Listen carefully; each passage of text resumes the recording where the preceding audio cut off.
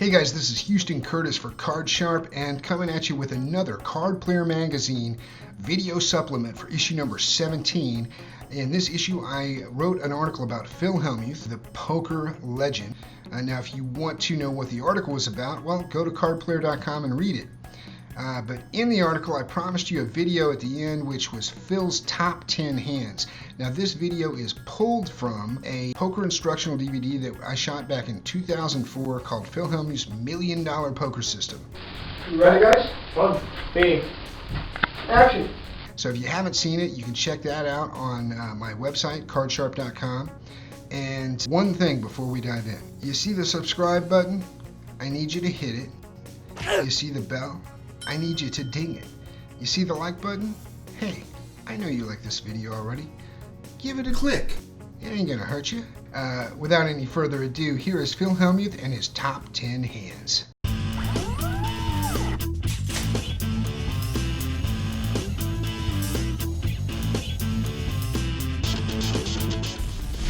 One of the most important things that I'm going to teach you about poker is patience.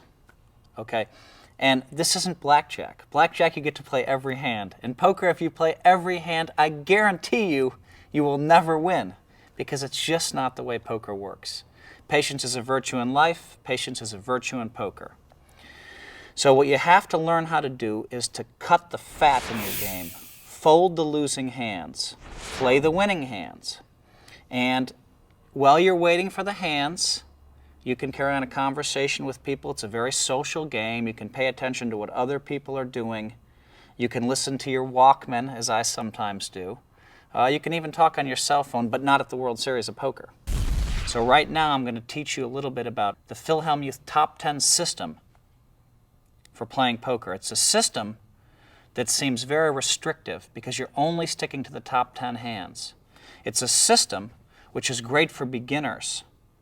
It's a system that I use in world-class tournaments when the time is right. Let me introduce the top 10 hands right now. Pocket aces, pocket rockets as they're called, American Airlines, the best hand in Hold'em. Once every 221 hands, you're going to pick up pocket aces. You wait for that moment. Occasionally, that moment you've been waiting for ends up costing you a lot of money. But we all wait for that moment because we win with them a lot more than we lose with them. Then we have pocket kings. In poker, we call them cowboys. Then we have queens. The San Francisco hand, the Siegfried and Roy, 2 queens.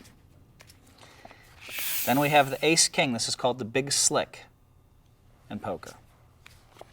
Then we have the jacks, the 2 boys, the fish hooks. Then we have pocket tens. I don't know if there's really a nickname for tens. Then we have pocket nines, Phil Hellmuth's hand. Then we have pocket eights, frog eyes they call them. Then we have the sevens. No nickname that I can think of for those either. And then we have ace queen. No nickname for that either. Those are your top 10 hands. And if you stick to only those hands and raise with them and re-raise with them, that's all you do with these hands is you throw everything else away. You raise and re-raise with your top 10 hands. That's the Phil Hellmuth system. Now there are examples of where you don't do this. You might have pocket sevens and a very tight player, a mouse, raises. Or a mouse re-raises. When a mouse raises or a mouse re-raises, a pretty good chance those sevens aren't any good. So there's times you can fold them, but not too often. You really need a mouse to be involved in the action. In fact, if you have pocket queens and someone raises and someone else re-raises and now mouse caps it, you can actually fold pocket queens because you know this guy is a really, really tight mouse. You know when he makes it 4 bets, he has to have aces or kings. Probably aces. I mean, there's a chance he has ace-king, but it's pretty unlikely. Even if he does have ace-king, you're only even money to win the pot. But the point is, in general, you stick to these hands and you play them aggressively. You get the raises in. You get the re-raises in. And that's a good way to play before the flop. All right, there you have it. If you got any questions, comments, praises, commands, demands, theories, philosophies, or reasonable facsimiles thereof, leave them in the comment section below, and I will get back to each and every one of them. And guys, if you are a card manipulator, if you are a magician, if you are a guy who loves to do things with a deck of cards and you're sitting around saying, when is Houston going to show us another big secret? I'm here to tell you that I have one coming up. I've got more than one. I've got some really good stuff coming up, and I'm also going to be loading up my members only area of the CardSharp website. So if you're not a member, you're not going to be able to see these videos. You at least will see most of them right away. If you want to see some really cool card manipulation, gambling moves, card cheating tactics, for you poker players, this is a great tool to learn how to not get cheated at the game. And for you magicians, it's a great tool to learn how to do incredible things with a deck of playing cards. All right, so make sure and check that out. Thank you for following me, and I want you guys to know that you just put me in the YouTube pay category. Woo!